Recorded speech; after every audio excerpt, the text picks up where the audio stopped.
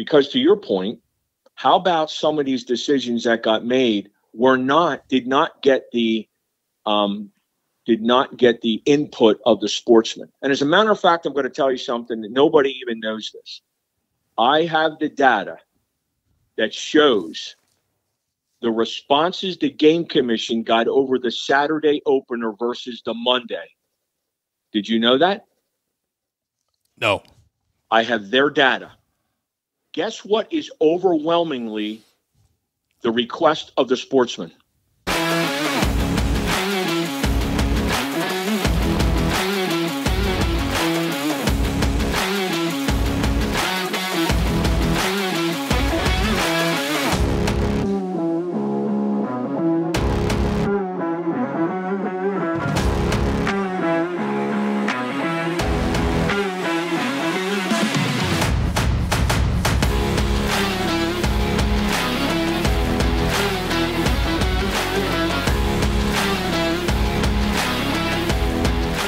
All right, welcome back to the Drop-Tine podcast. As I promised when I started the new platform, the Drop-Tine Innovators podcast, I will be doing more free podcasts. I actually kind of miss it, but the platform for the Drop-Tine Innovators podcast is up and running.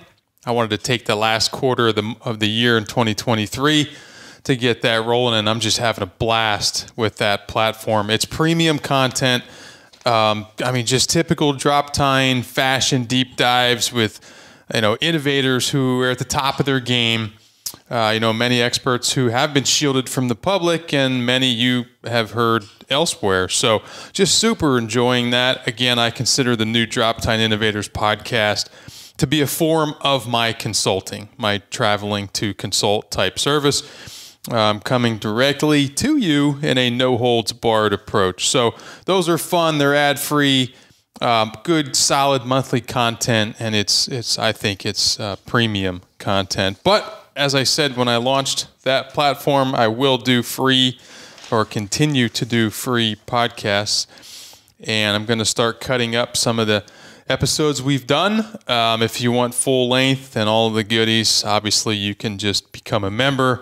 It's only $15 a month, or $150 pays for the whole year, a savings of $30 a year. You just go to glow.fm/Drop-Tine. That's drop-tine. So glow.fm/drop-tine. Sign up for whichever option you want, the monthly or the annual, and you gain access to all of that premium content. Okay, so very few people enjoy talking politics. For me, some of my hobbies are, besides wildlife management and ecology and hunting and fishing, politics, economics. As a wildlife biologist who values sound biology and management of nature's resources, I guess I've been known to get fired up over policy and politically backed ecology lacking regulations. But it's crucial for us as sportsmen and women to understand that policies that can negatively impact hunting, recreation, and gun ownership rights are being discussed and introduced daily in our state capitals, whether we like it or not. Ignoring these pivotal policy decisions is just not the answer. I know it may be easier, less frustrating, but it's not the answer. So often, policy changes are being discussed by bureaucrats behind closed doors. Bureaucrats who never climb a tree stand, never spend an afternoon at the rifle range, never get to experience the incredible rush of adrenaline at the sound of a spitting and drumming longbeard at 7 yards, and certainly never come to full draw on the greatest game animal known to man, the white-tailed deer. Of course. I follow several politicians on both sides of the aisle who wish to set policy for good or bad as they relate to hunting, the Second Amendment prescribed fire, and private property rights. These things, these items, and many more, of course, are important to me, and they'll affect how we interact with our great outdoors. The truth is, very few politicians like the idea of coming on a podcast like this without being handed a list of questions that they will be asked. I know this to be true because I've experienced it. It's going on right now. State agencies, federal agencies, and their employees regularly tell me they can't come on the podcast without first getting a list of every single question that I'm going to ask. My guest today never asked for such a list. He's a bureaucrat. He's a typical bureaucrat. He'll laugh hearing that. He never requested specific soft toss questions so he could hop on his soapbox and run his agenda. And in fact, he didn't even ask me what I wanted to talk about.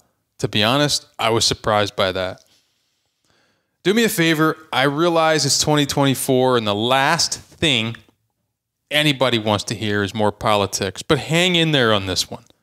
I think there are some very, very good, very important issues and concerns brought up in this podcast that I'll continue to address in future podcasts. And again, for the full interview, just hop on glow.fm/drop-tine and sign up for the Drop-Tine Innovators podcast, where nothing is censored, nothing is cut, and it's all there for you to listen to.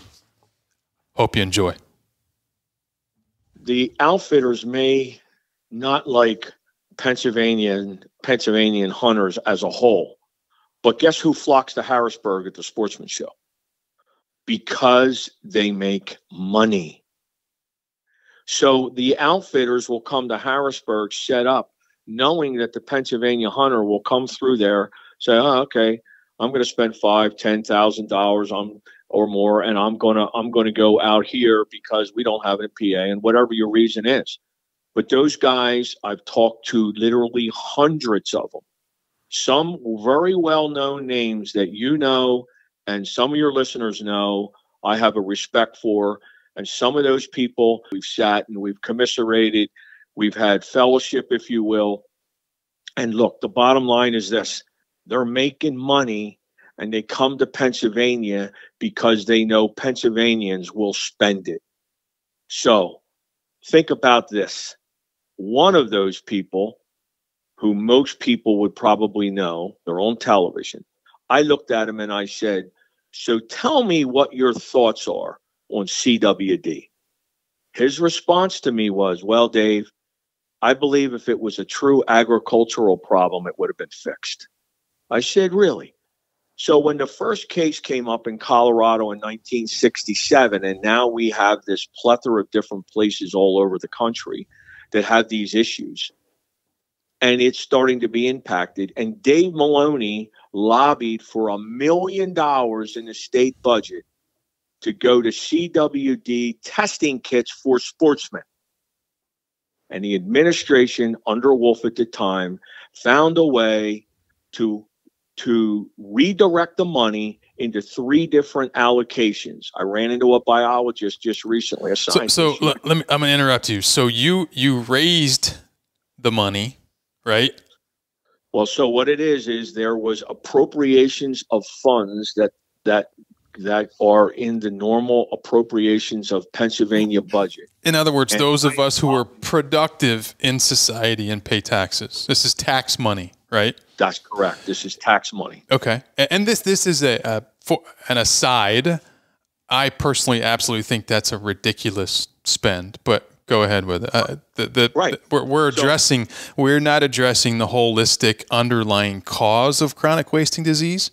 And this isn't we were never meant to go here, but I'm just for the record. But here's why testing kits for chronic wasting disease are just as ignorant as testing kits for COVID-19 are. But that you don't have to debate that. You can or you can't. But go.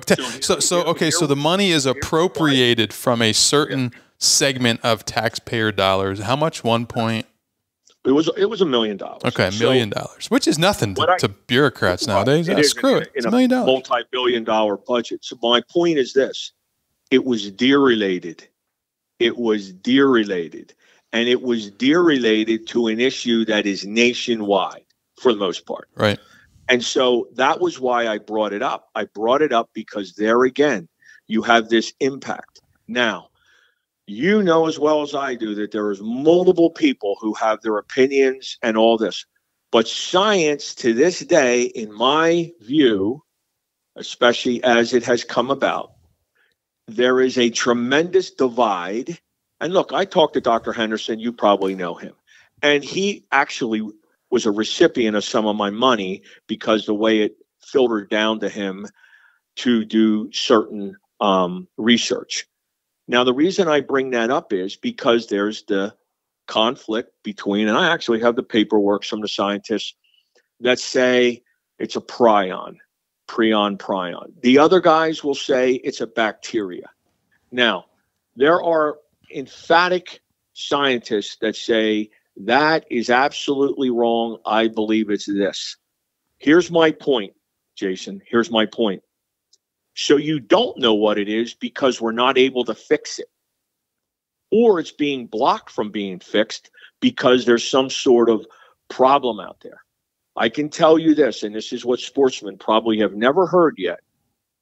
I can assure you that if this scare tactic, and I say tactic only because we will not really know until someone shows it, if it is Khrushchev-Jacobs, if it is related to some of the other different things that show the same type of problem, if people think that they're not going to be safe by eating their venison, I'm going to tell you something that's happening right now. That HSH people, that's hunter sharing the harvest, they're now getting more deer than ever into their donations because guys, A, are either filling out these tags and feeling good by giving it away, or some of them have come back to me and say, yeah, I don't know that I want to. I don't know if I want to. That's great. So they can fulfill their trigger happiness. Oh, wait till I get that as a hunter. I can't wait till I get the hate mail on that one. They can shoot the shit out of animals, and then they can feel good about donating it to hunters sharing the harvest. That's what you're saying. So it's happening. It's literally happening.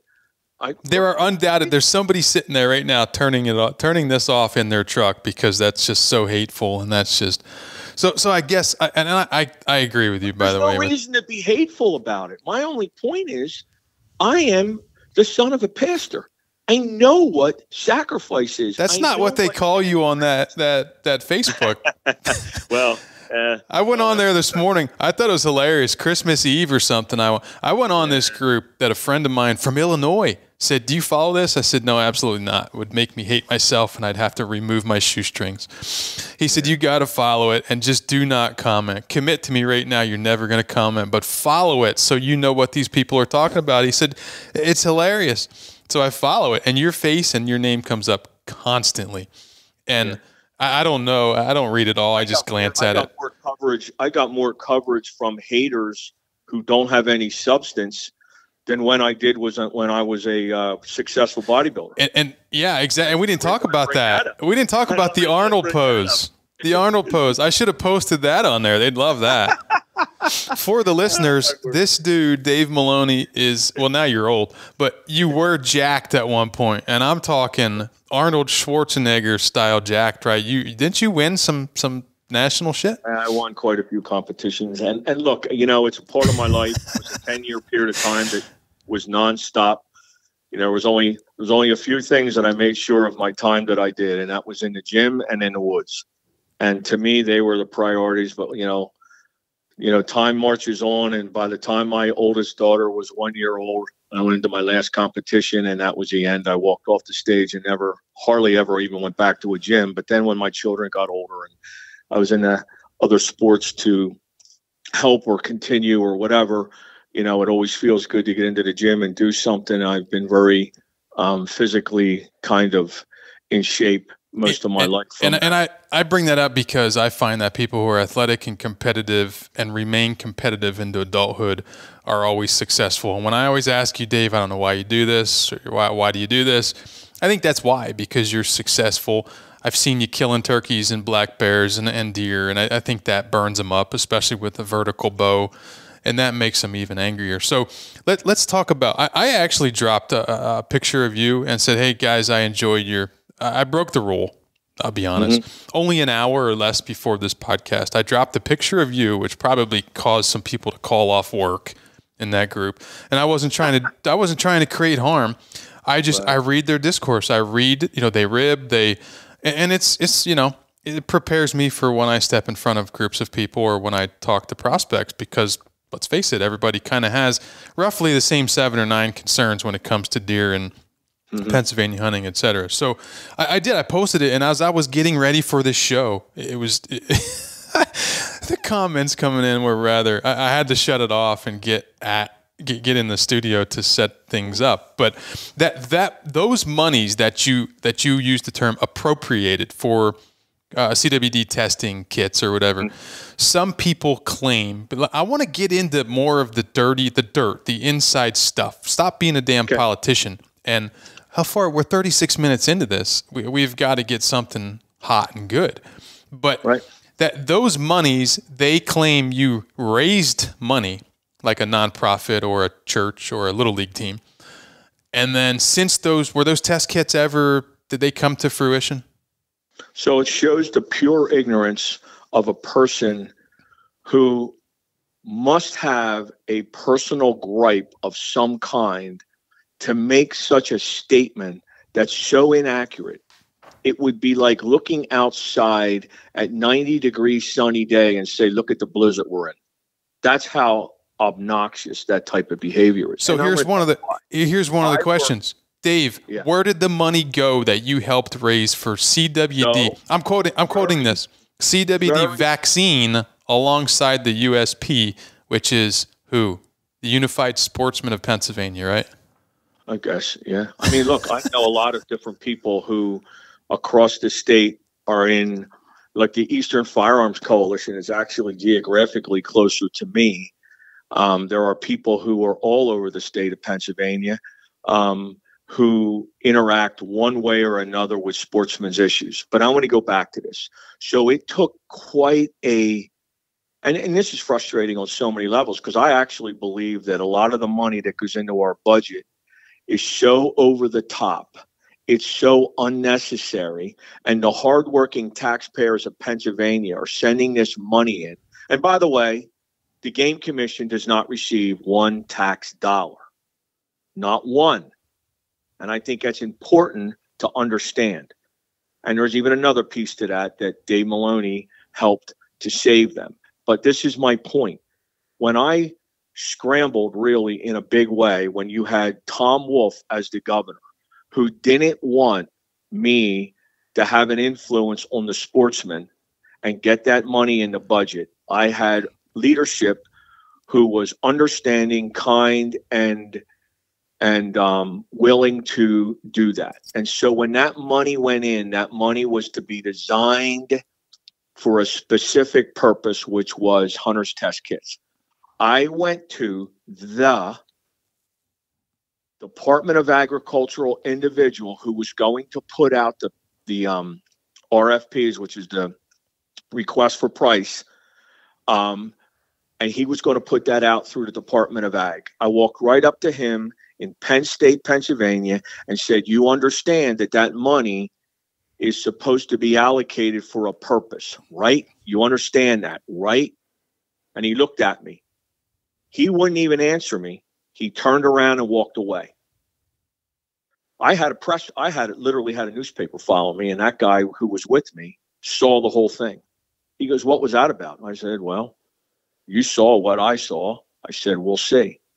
So what happened is when they put out that price request, there was shenanigans that were being done that I got told by some people that when they tried to get on the site to do that it was shut down, that the portal didn't work, all of these things that you and I would never know takes place. Conspiracy theory. But in all fairness, no portal or website that a state or federal government creates ever works. Well, so that's a good point. So the point is this: it didn't go to any scientist or any person who was related to the test kits. It went to 3 allocations. One was Penn Vet in Philadelphia. Who? Pennsylvania Veterans, the veteran medicine, who, by the way, just got shut down because of their wokeism and all the stuff that took place. Now, here's my point for that. $248,000 of that went to a California company to train dogs to sniff deer poop. Now, if that doesn't fire people up politically or policy-wise, the intent was for what we talked about, but that's not what it got. What's the significance in California dogs? Is that because they're used to living in shit, so they know what shit smells like? That's an interesting concept. I'm confused. We could have at least used Pennsylvania dogs. I mean, don't we have a lot of dogs in Pennsylvania that can smell? Everything that we do in Pennsylvania should have Pennsylvanians front and center. Agree. Okay, so it's $1 million, 240-some thousand went to 248 went to there, and to shit sniffing California dogs. Yeah, they could have just used Gavin Newsom. Right, and then you went to 250, went to Penn Vet, like I said, and then the remainder went, and that one doctor, and that one PhD doctor said to me, he goes, "Oh, look, I profited from that because of one of the studies that I did, and look, if you don't know it, the Game Commission has been very hard on the deer farmers of Pennsylvania. Yeah. And the deer farmers of Pennsylvania, just to put it in context, have never had a continuation of testing that has showed deer being polluted or infected with CWD. So they've put their own money to call fair. They've rallied their own funds and done their own research. And from what I'm being told, even as of recently, Jason, and you may know this, is that these guys are getting really, really close to changing what's happening. And the way I understand it is they're not finding a cure. What they're doing is they're genetically breeding the deer to be resistant to CWD. Yeah, so this is massive, and this is something that I'm recording on and talking more about moving forward. But you are accurate in the way that you paraphrased that. Now that in and of itself scares the hell out of people, right? Because you have, going back to your special interest groups and your nonprofits, several years ago, the deer nonprofit had to take a position.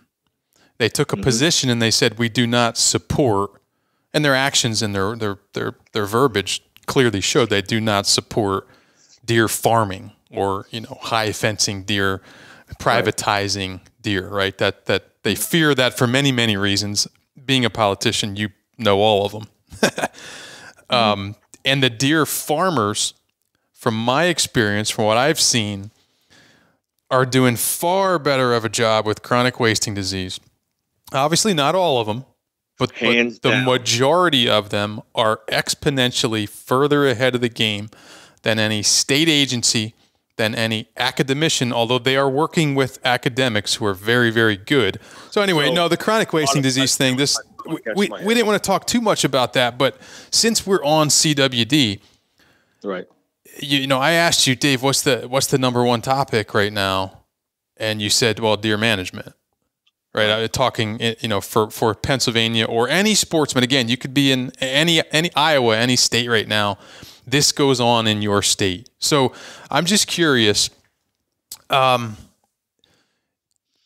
you believe this to be true? How about this question? Do you believe that sportsmen, not just in Pennsylvania, but I know you're speaking to Pennsylvania, but this could be anywhere. Are we heard? And this is cliche, I know, but take a minute and just really absorb this. Are we heard and seriously considered? Let me give you a real quick for instance. When the deer urine ban stuff was going on, I followed it. I don't follow much of the politics in Pennsylvania because it is such a waste of brain space. There are so many good things right now going on with restoring ecology and doing what I do that it's a waste of time. But I followed this because Davin and I were doing a podcast and it was just interesting. And I know they have, and you guys do this all the time, where you have hearings and you give sportsmen and women the opportunity to come and stand up to the mic and say, hey, this is why I don't think you should, or whatever. Do they go, I've always wondered, and maybe you're not a part of this, but do they really go back in the room or go to the local bar or whatever they do and say, you know what, that one guy with the bib overalls and the chew falling out of his lip, he made a good point that, you know, there's this old research that really shows we don't have too many deer, that deer are just kind of randomly scattered. They're not randomly scattered all over the state, like evenly, right? You got one farm that has a lot of deer because they're managing properly. Right. And you have another farm that the kids, you know, went on to become some kind of telephone engineer or something because hunting sucked because they didn't have any deer. So do they really, do you feel like the Game Commission or any state agency who you deal with in Pennsylvania really gives a damn about what we want? I don't know. I'm not inferring anything. I'm just curious. I always wonder that when I sit there and I watch somebody walk up to the mic and they're just passionate about deer hunting or pheasant hunting or turkey hunting, whatever, and their lips quivering and they're scared to death, right? This takes a lot for some people. Right. And they want their voice to be heard. Are they really listening? So is that a fair question, I guess? My quick answer, it is a fair question. My quick answer to that, you know, humanly speaking, I will be as fair as I can, where it's that, yes, people would say, well, you're being critical. You don't know what's in their heart and you don't know what they're thinking and you're this and you're that. Without a doubt, you would be right, except for the evidence shows that they do not listen in a general sense to the sportsman. And I'm going to give you multiple, and we could go on for hours over some of these issues where I'm going to go back to somebody that got mentioned just recently with respect to deer management. So Gary Alt, who was basically forced out of the state, and I actually liked the guy. I met him a long time ago. I'm over 50 years hunting, and I used to go to the Shahola Bear Check Station and see him because he was up there. It was pretty much the ground zero for the bear population in Pennsylvania. And by the way, this year it's really down, and there's theories to that. But nevertheless, I would go up and talk to him, and I enjoyed it because it had to do with hunting and it had to do with everything about learning and so on and so forth. And I wanted to give the man his due, and my dad really liked him. And so as time went on, I asked him questions, and this is long before I was a legislator. And then later he was sort of pushed out of the state. And now I'm going to give you a couple things to think about that came out of this man's mouth. First of all, after 25 years of being a bear biologist, he said, we did not know that the bear was the number one predator to the fawn. So there's a good reason as to, for opportunity and for other things, that they made a tremendous effort to spread the bear all over Pennsylvania. But he said that. There's another thing, being that we're on deer management. He clearly stated this: deer management was not done, get this, by science. It was done by politics. The context of that was what? He was speaking about an error before him? The biologist, and they were saying, no, we have people who want such and such to happen, whether it was wildlife management units, which were not done for biology. That was done because a certain executive director of the Game Commission had a pet peeve against the county treasurer, and they created wildlife management units instead of counties. That's how ridiculous some of this stuff is. And then Gary Alt went on to say, we have to wait for 2 generations to die off so they don't remember the good old days. Now, you digest that in any way you want. But why is the Game Commission this month giving a Lifetime Achievement Award to Gary Alt, who left Pennsylvania, by the way, because he was just about run out of the state? Yeah. So you talk about politics. Those aren't things made up. Those are things that happen. Those are things that impact the sportsmen of Pennsylvania. I walked into a political room full of political entities in Harrisburg, and there was a whole bunch of special interest groups that may sort of make themselves out to be sportsman-minded. And when I was asked, you have a comment? I said, yeah, I'm glad to see you're all here, but just remember, we're supposed to be here for the sportsmen of Pennsylvania, not your nonprofit, not your organization. Which brings me to the point of what you said, because nonprofits are a major problem when they're allowed to influence policy because they get some sort of benefit from it. Look at the NDA. How did you have an employee of the NDA be the chair of the commissioners of Pennsylvania? And she was promoting a hunt and crossbow gifts out of state of Pennsylvania. Now, if that isn't an insult to Pennsylvania, and then you don't get fired up over that, then I would have you check your pulse. You just hit, we should have started on this because you just hit several nerves here for me. And I wrote notes down, and I don't know that we'll get time. We've said we need to do multiples of these.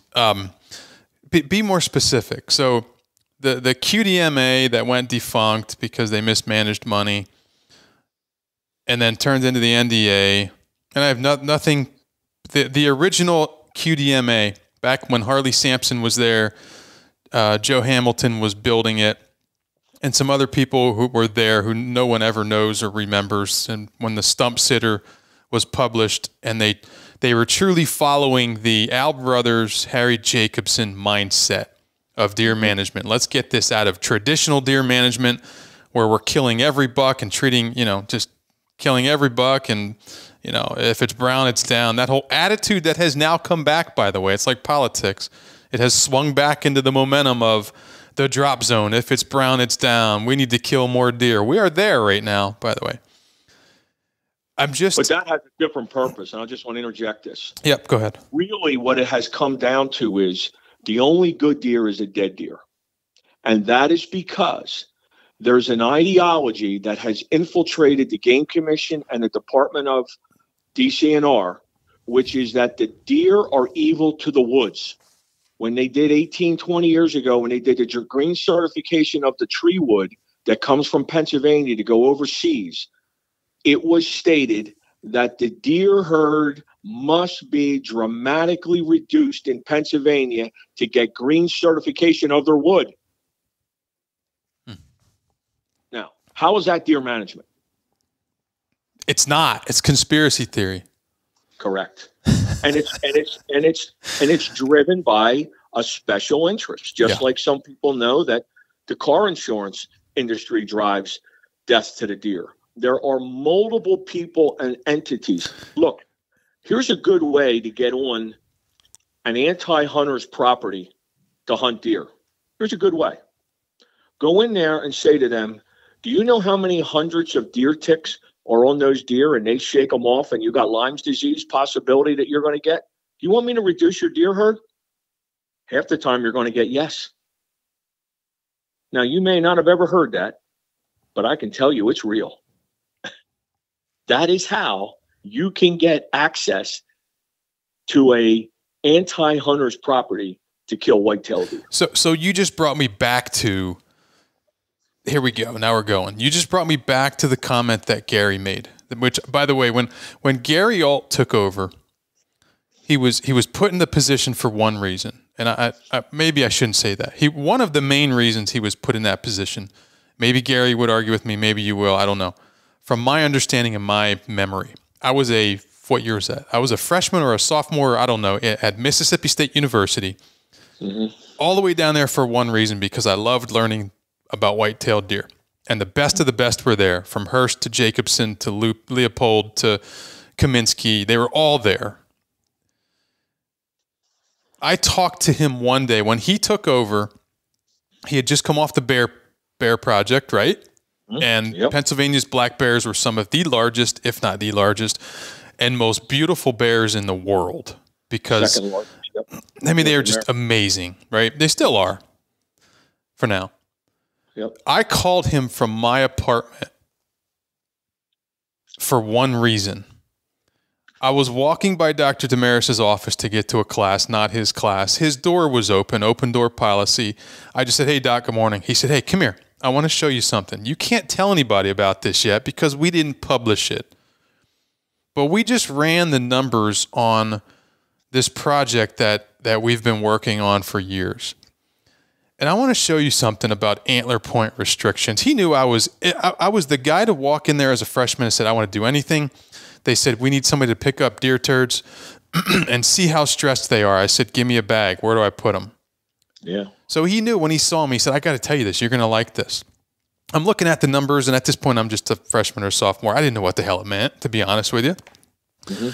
It was a model where you put in numbers, and then you calculate what could potentially happen if you have a 4-point roll or a 6-point roll or what have you. Not genetics, but what does it do in a high grading scenario when you cull out certain animals of certain breeding values? What does that look like then when those animals are mature?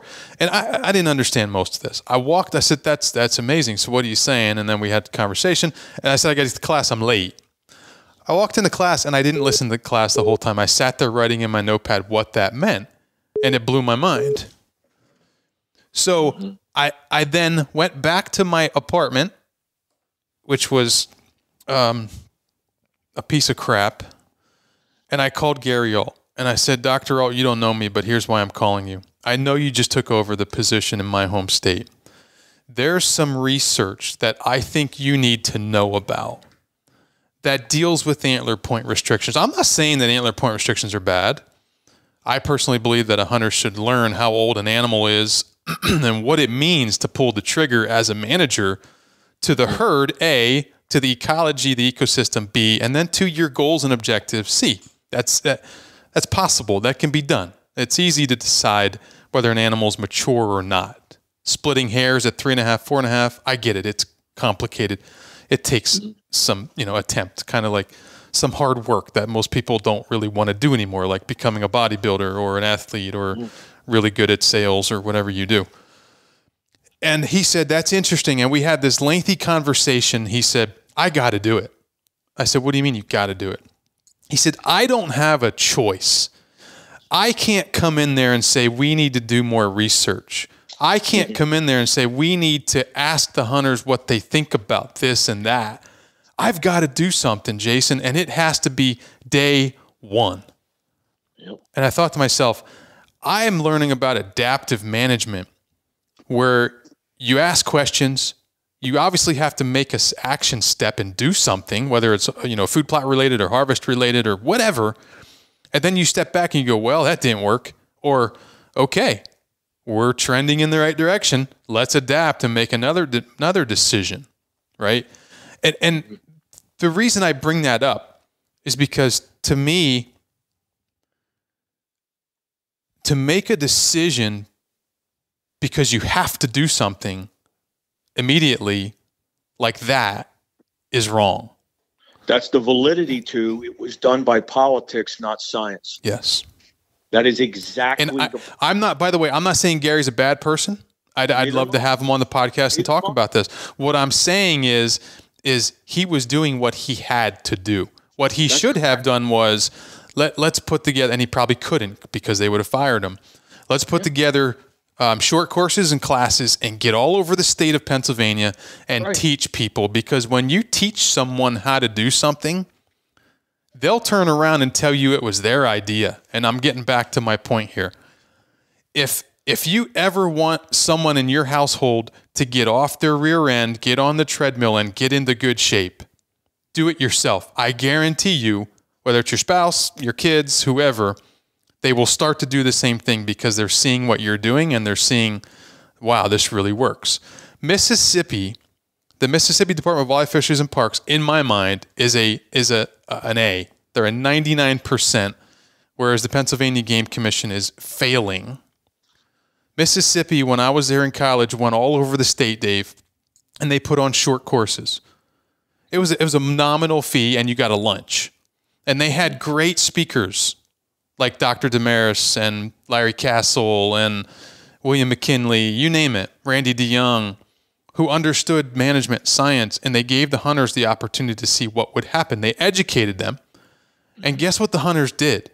I remember Bob Griffin saying, and you're going to love this, we may be in the position where we just have to wait until the old guard dies. There you go. And I thought to myself, I love that as a 19-year-old or 20-year-old. I loved it because growing up in Pennsylvania, I always noticed the older guys were against what we were trying to do, which was focus on more quality, only harvest enough does, or, maybe harvest a lot of does, whatever. And I don't know, I'm kind of conflicted now that I realize that it's the older people. I just said this recently, I think in the podcast, and I also said it to my wife. What really sucks to me about life that I can't wrap my mind around. Why, when people finally get to an age where they actually have wisdom, do they die and move on? Right? Yeah. So I have to say, I don't like treating the older guard, the older people in that way, but it makes me wonder now as an adult, maybe we wanted them to die off because they were right. Maybe they had a little bit of validity and some wisdom and experience to say, hey, wait a minute. Yeah. Well, before you guys go from let's not kill a doe and treat her like the sacred cow, because if you kill a doe, you kill 2 fawn, you kill 3 deer. Remember that? Whoa, hold on a minute. Let's not go annihilate all the freaking deer because guess what? I'm 89 years old and I remember a time when we didn't have deer and it sucked. Right. So I'm not going on and on, but let me float this for you. Mm-hmm. If you can teach people to come up with good ideas, to then come back to you and make it sound like it's their idea, is it possible that we're all just a bunch of useful idiots taking marching orders from a bunch of bureaucrats and government agencies? So what does it all come down to? It comes down to what we said. Everybody's a politician. And if it's policy related, which is whether it's your opinion or something that you learn from somebody else, it's still a policy. And so whether or not it works or not, here's one of the things I like about business. And coming from the business world, I will tell you this. If you came into a boardroom and you had people who worked different divisions of your company and they were failing, you would not be giving them an award. You would clearly be stating, look, you're either at the end of your time or you have this much time to make it right. So what you're saying is Gary Alt should not be given an award from the Game Commission right now? Well, first of all, I mean, lifetime achievement. Why are we giving out awards as a Game Commission? And quite frankly, a man who had so much controversy around him. Yeah, they hated him. So much controversy. What are the true achievements? So I'm going to tell you something that you hit on just as a comparison to that. You hit on earlier about people who get irritated, people who hate, people who whatever. More than likely, when you dig into those people's lives where it becomes evident as to why they have a problem, it's all their personal issues. Many times, it's like a police officer who pulls you over. And look, I'm the first responder guy. I created that day in Pennsylvania, if you didn't know it. Yeah, but your governor's not acknowledging it, is he? Yes, he does not acknowledge. Neither one of the last two acknowledged it, and it's in law that they must. I hated to interrupt that, but I'll let you finish. Damn, I hate. There's too many. I want people to know this goes on. It blows my mind.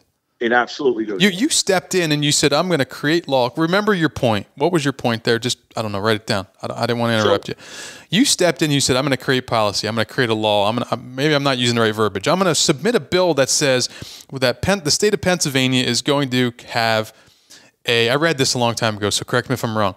Is going to have a day in the year where we acknowledge first responders, and I think you said something like every the Capitol building or every state building has to fly a POW MIA flag and an American flag. Maybe I'm getting So now you mixed actually two pieces of legislation. Okay. So they were two specific things that took place under initiative that I did, and that's true. But this is what they were. First Responder Day acknowledges September 27th to acknowledge our first responders. And you know that first responders can be ambulance to fire to police to whomever answers the call of 911. Yeah. Okay. So we have a recruiting issue. We have people who are not stepping to the plate anymore. Yep. There's a lot of problems, and it's nationwide, but for specific to Pennsylvania, mine was, let's make First Responder Day, but let's put a little bit of teeth in it. So the language that I created with a lawyer to in research to make this functional was that the governor must send out a proclamation to all educational institutions in Pennsylvania.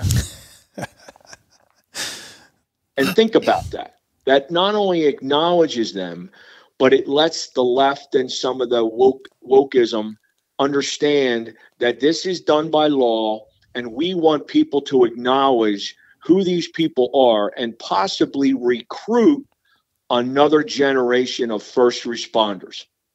And Wolf didn't do it, and so far Shapiro didn't do it. So that's what it was. The second piece of legislation was that wherever an American flag flies on state-owned property, you must fly a POW MIA flag, and that is law. So those are the two things you referenced. Thank you for clarifying. I just want people to know that. Just as an aside, let's get back to deer. What was your point? Where were we going with that? You might forget at this point. Yeah. With Gary Alt and the Pennsylvania Game Commission should never give it an award. And yeah, well, but let's just go back to why are we interacting with these in your statement, the nonprofits back and forth. Okay. So why did we have, and yes, Dave Maloney was the nemesis. I mean, I was just sort of like the enemy of the Game Commission because I requested an audit. I'm going to go back to business. If anybody in a business wants to know where their money's going in their business, they do an audit. Absolutely. You didn't know the IRS does an audit on your taxes. So it's a fiscal responsible thing to do. So one of these things on Facebook right now says, why has he attempted to tear down the Pennsylvania Game Commission and replace its commissioners with his pals from the Unified Sportsmen of Pennsylvania? So again, you know, the PGC, the Pennsylvania Game Commission stuff really triggers a lot of people. And I agree with you.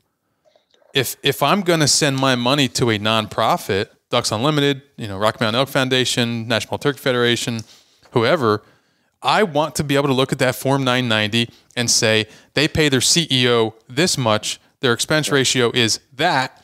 I don't like that they do that, or yes, I'm going to send them $5,000. So let's just stop right there, because there's a major difference between a nonprofit, from my point of view, in my position right now.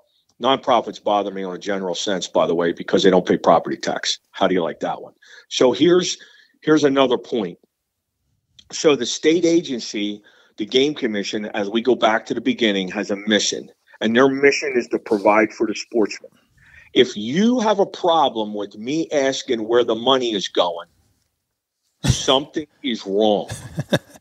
So nevertheless, that's what took place, and it really wasn't a nuclear audit. It was just general, easier stuff that the then Auditor General dug into. Multiple people sent in information. I know that inside scoop. I know a lot of the stuff that took place and a lot of the things that were not given out. Now, the things that he said were that there's other behaviors within the Game Commission that needs to go to the the Attorney General's office. Well, the Attorney General's office at that time was Josh Shapiro.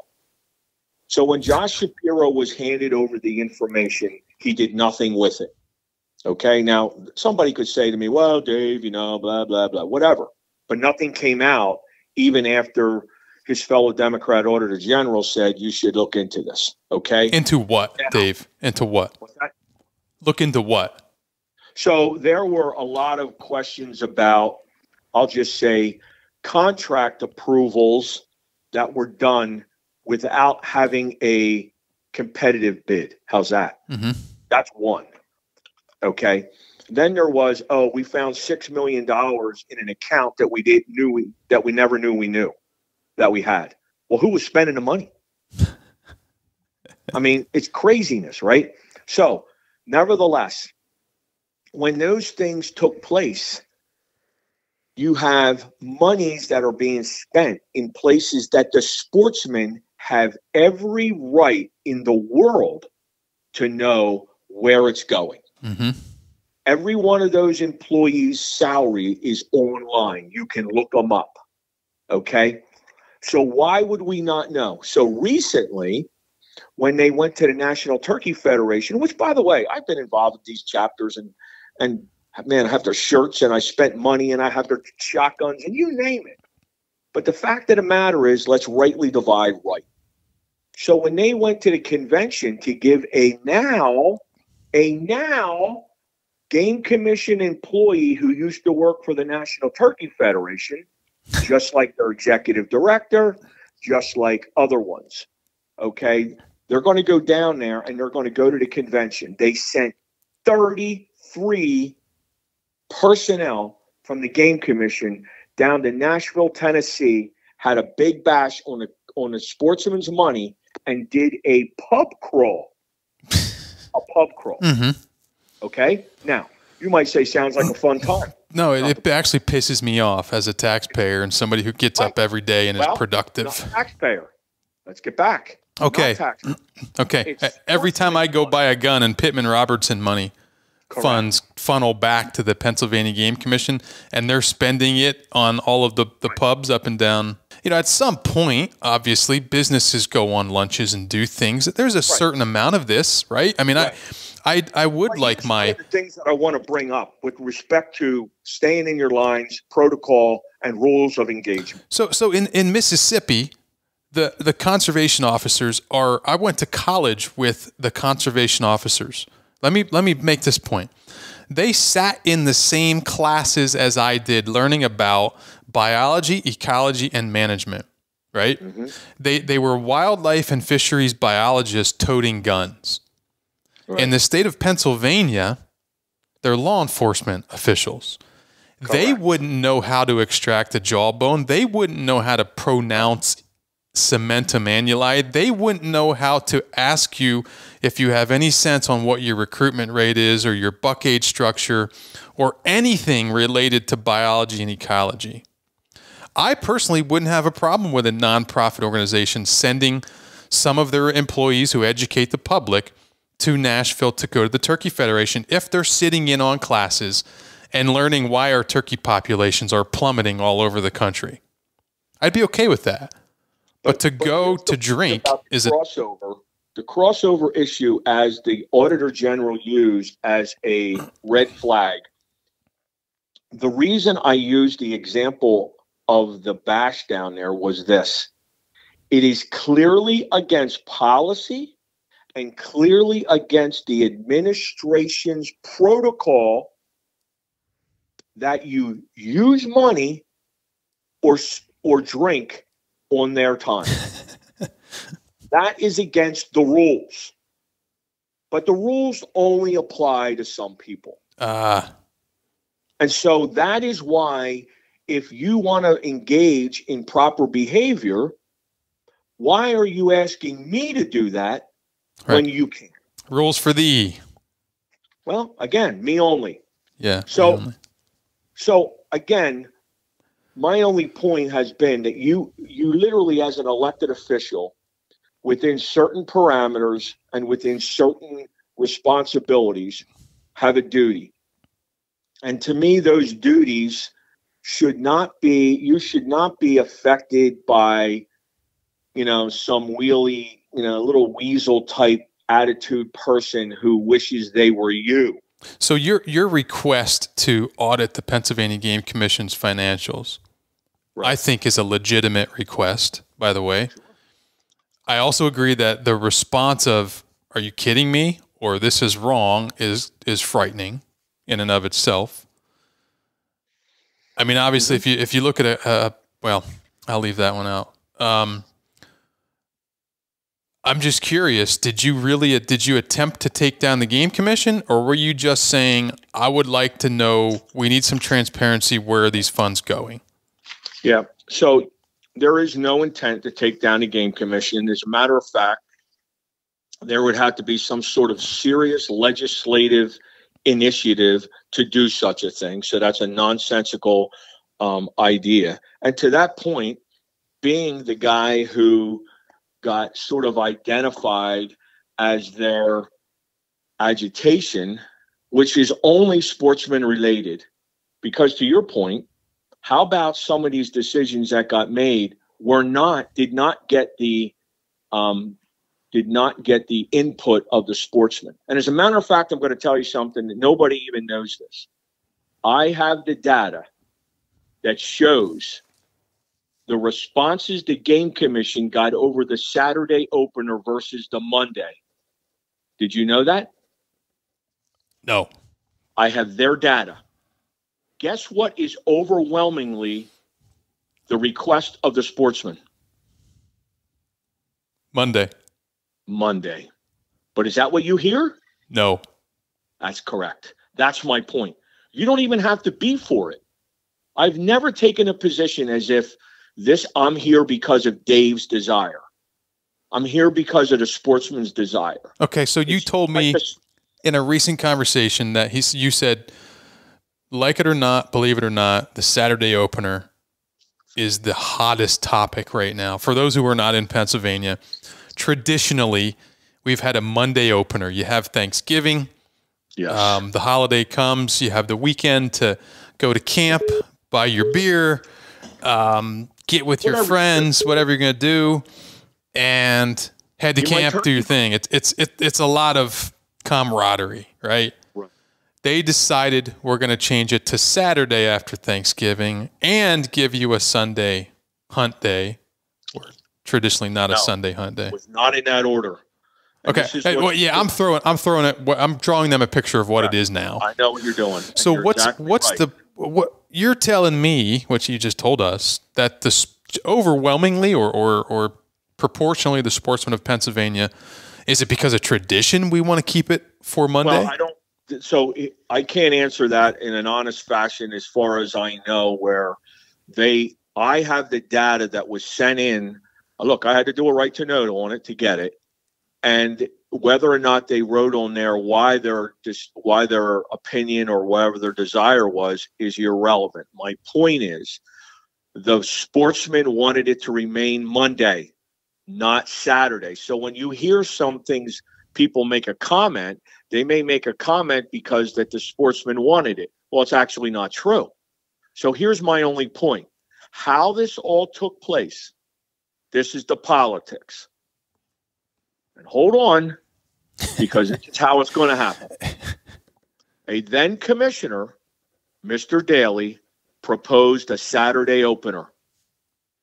He, to give him the credit, saw he made an error, and as some time went by, he rescinded his desire to change it to Saturday because people reached out to him, which brings me to the whole point about why sportsmen should be involved with electing their commissioners.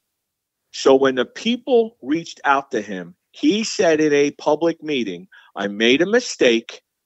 I would like to rescind this. By this time, the other commissioners and the deep state to be had a plan in place.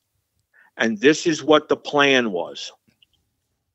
We got to make Saturday the opener because we don't have any Sunday hunting, and it will put pressure on them to give us a Sunday because you'd have to go Saturday, no hunt Sunday, and go back Monday. That, my friend, is how you got the 3 days of Sunday hunting. The Farm Bureau, who was 100% against it from day one, was lobbied, and now they want to have a spot on the commissioners because they had a voice in this, and the NRA was trying to get a win. I talked frankly and personally to Wayne LaPierre, who, by the way, you probably all know that the NRA is in complete disarray. And I know many of them personally. I'm also the chairman of the Motorsports Caucus in Pennsylvania. One of my favorite people is Richard Childress. And Richard Childress removed himself as the vice president of the NRA because of all the problems. He was a keynote speaker when I was just at the Congressional Peace because he is now on their board. Tremendous sportsman, all of those things. But the fact of the matter is how the Saturday opener happened was strictly out of politics and not what the people or even the sportsmen wanted. And you're exactly right. The people. So I got a text message that I could show you to this day. That's an NRA official who was a lobbyist text messaged me when the game commission made this change. I told him this. He texted me, what the blank were they thinking? People are going to get divorced over this. And you know why? It fractured the family time. It fractured the dinners, the Black Friday shopping, the going to camp on Saturday, the turkey hunting, all of it. It fractured it. It just wasn't thought out. Look, I have made it clear, Jason, ever since I've been in the House of Representatives, that as a sportsman, I could hunt 8 days out of the week. That shows my passion and what I could do personally. But I'm not there for me.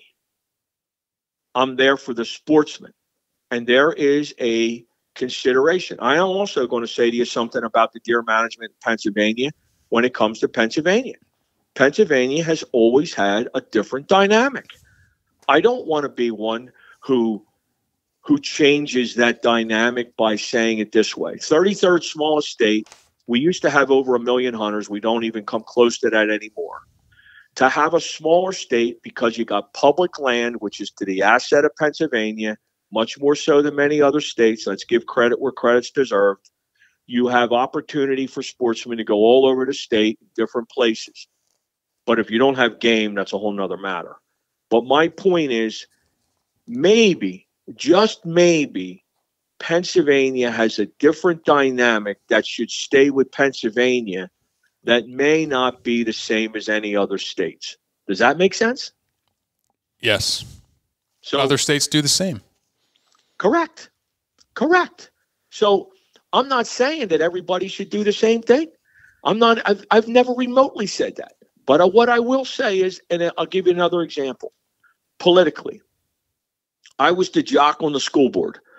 When the school board people were being lobbied for a football team to my home, not my hometown, but the one that I live in, and it was small school district, still is. I'm sitting in it right now as we speak. When they brought a $50,000 check to the school board and said, we want football, here's $50,000 to start it off. We started the feeder program and we got this all in place, and kudos to them because they did a fantastic job at it. But here was the problem. If it got handed over to the school district, it was now the school district's responsibility and program. It was not the nonprofits. And so now the taxpayers would have to be on more or less the target for the do's, the don'ts, the procedures. The facilities weren't in place. We didn't have the field. We didn't have the numbers. And now you were going to fracture the kids that played this sport to go over to football. And there was all of these ancillary issues that were going to take place. There would have had absolutely been a property tax increase. There was all of these issues that came down to, can this school district and should it support a football program? I was the guy who was the man who played the sports. And they thought this guy is an absolute yes vote. And I was a no and killed the proposal because it wasn't right for the school district. That's my point. I would, and we made sure we had a provision in place. We did go forward and got a provision in place for those kids to play at a surrounding school. We helped them. That all became a better scenario.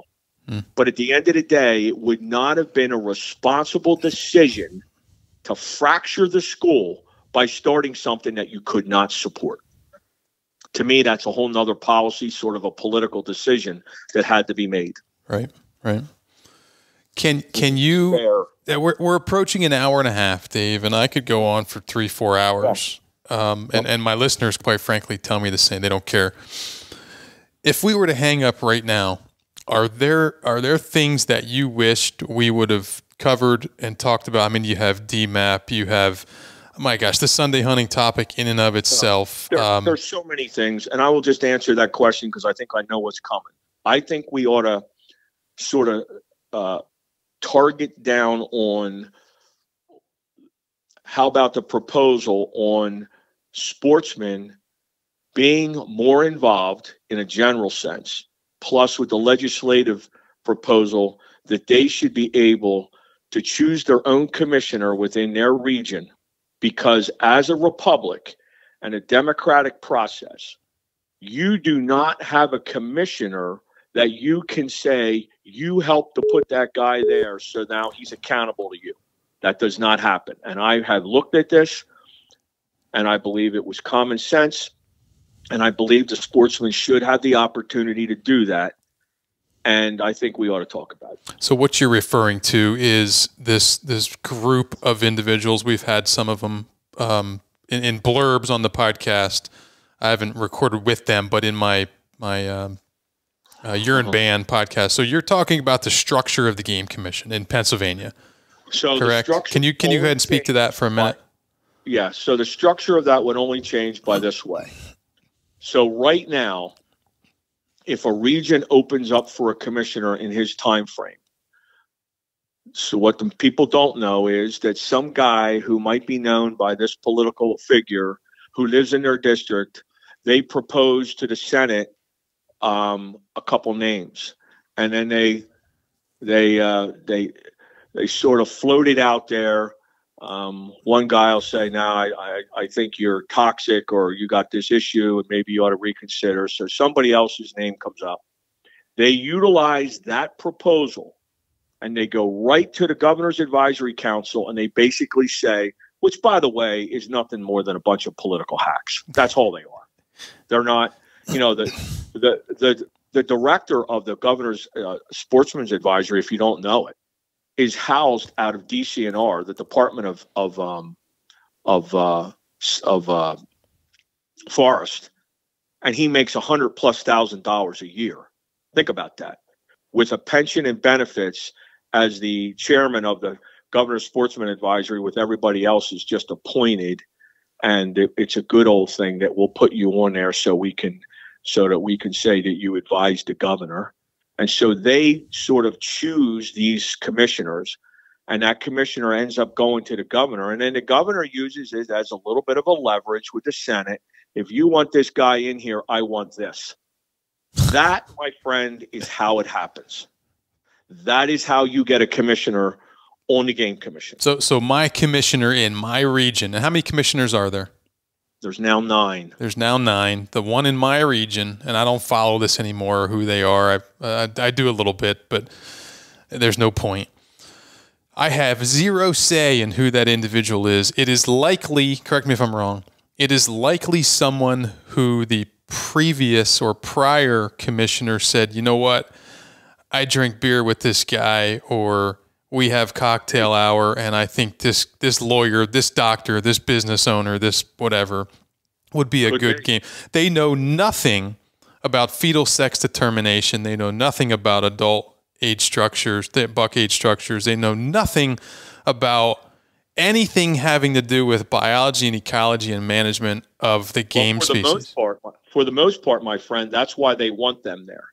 Because then they just fall in line like a bureaucrat, because when the bureaucrats inside the agency say, this is what we want you to vote for, then they do it. Look, I know that a certain senator had an insurance agent that he made sure he became a commissioner. How do you like that? And think about this. An insurance agent who deals with insurance companies that wants deer killed. How do you like that? Yeah. Politics. Well, yeah. Like I said, you can't get away from it. It just makes perfect sense to me in a republic, in a supposedly democratic political environment that we should have a vote. And if there's 6 running or 5 running, we should have a vote and say, you know what? I want this guy, this gal, this whatever to be my commissioner. I'll even make it a little bit more flexible. You take the top 3 vote getters and you give it to the governor, and the governor still gets to pick which one he wants. Mm-hmm. But at least the sportsmen had a process that they could feel like they had a choice. How does that not make sense? There is not a person out there in Pennsylvania, I beg, to tell me why that's flawed. Because remember, it's supposed to be about the sportsman. It's not supposed to be about some other special interest group. Right. So to me, that's what I would like to know. I agree. Look, we have, and you probably all know this, I asked for the resignation of 2 of them, and it fell on deaf ears in the governor's staff. And, of course, the governor's staff got in turmoil because of a sexual harassment problem with an individual in there, and that may have stymied some of this. But at the end of the day, how do you have 2 commissioners with such toxic anti-sportsman behavior being represented on the game commission? And one of them, by the way, said the only reason we don't have gun control in Pennsylvania is because of whiteism. Now, you people can say all day long about your politics and all of your rhetoric. You tell me how anybody can justify that behavior. Because at the moment, this snapshot in history, identity politics, all of this, how you identify, you can identify as a wolf, a boy can be a girl, that's working. I mean, look at the rest of our politicians. They can't speak a full sentence. They can't think. They have no experience doing, they have no business doing what they're doing. Yeah. And it does not, I can't believe I'm saying this. It doesn't surprise me that someone could post those. I know who you're talking about. Post things like that on a social media account and remain as one of 9 people in the state of Pennsylvania who gets to have a significant say in what we as sportsmen get to enjoy. So my challenge would be, where is the uproar from the sportsmen? Where is the acknowledgement that they have somebody shining light on these irresponsible and or inappropriate behaviors that's supposed to be for them, and they have a guy who's doing that? And what? You want to just sling mud? Oh, that's okay. You can get in the ring with me. I get in the ring with anybody. But at the end of the day, it's about facts, figures, and policy. Yeah. That's what it ends up being. It's good stuff. That's a good spot to end it right there. Facts, figures, and policy. If there's anything else, closing thoughts, you're welcome to share them. I just appreciate it. I mean, these are things to me that are why I've always avoided more or less sort of these things, only because I was so involved with constituent help and different things. Yep. But as long as I can make the time, to me, this is important. This is things that people need to hear. These are things that people have to absolutely know is going on. I get email. I put out an email blast, and I had people begging me for different data, different opportunities to put in it or read it or whatever. And it may just affect your county. It may affect your, federal government, whatever. But when you shine light on it, it at least lets people know that this is what's happening. Yeah. So I appreciate it. And to me, that's what we should do. Okay, I want to thank everybody for listening today. I know politics sometimes can be abrasive and difficult to listen to, but I think these topics are extremely important, and it's not something that we can just ignore. I do realize that Dave was from Pennsylvania specifically, and while there are a lot of sportsmen who listen to the podcast from Pennsylvania or hunt in Pennsylvania, I'm also interested in talking to policymakers in your state, whether you're in Iowa or Michigan or Kansas or Illinois or Texas or Florida. Doesn't matter to me. If there's someone you'd like me to talk to about being on the podcast, to discuss specific political issues and policies in your state, send me an email, jason@droptinepodcast.com, and I'm happy to reach out to him and engage in a conversation and see if it makes sense. Thank you for listening.